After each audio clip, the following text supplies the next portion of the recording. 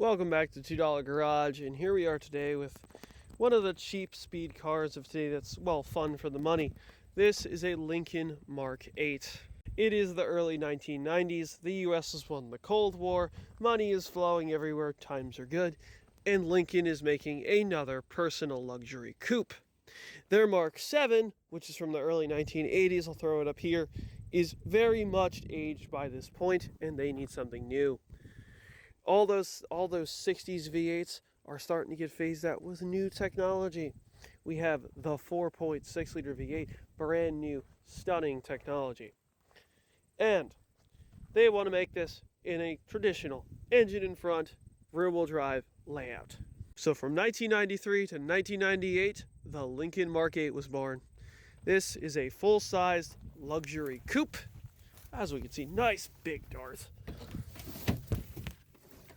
We have a 4-speed automatic and a futuristic interior. Just imagine it wasn't filled with dirt and grime and whatever the hell it is. Of course, it is a full-size luxury car. We do have a sunroof and a decent-sized trunk, if I could open it. But I don't have the key. It is the 1990s, so it's swoopy and round, and it very much looks like the aero redesign for the Panther platform. Now, let's talk about the big reason you're here.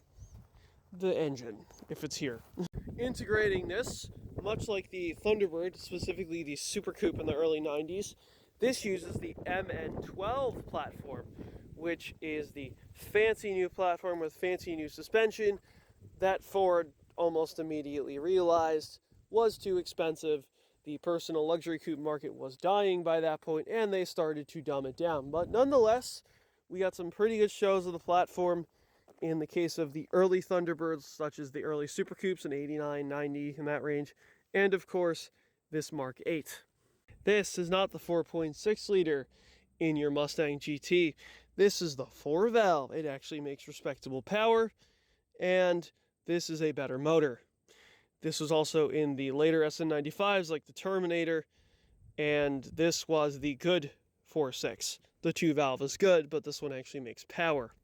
Of course, it is rear-wheel drive, and it is a luxury car, which means it depreciates like an anchor in the ocean, and these become cheap. These are burnout machines for days until the transmission goes. I'm going to guess that was the fate of this one, given the fact that it's matte black. And I think these are pretty cool cars. It's, they're all getting used, abused, and thrown away wet because, well, it's just a Lincoln at the end of the day. So, what do you think about these luxury cars that are now glorified $1,500 burnout machines? Don't forget to leave a like, favorite, and subscribe. This is $2 Garage. Have a nice day.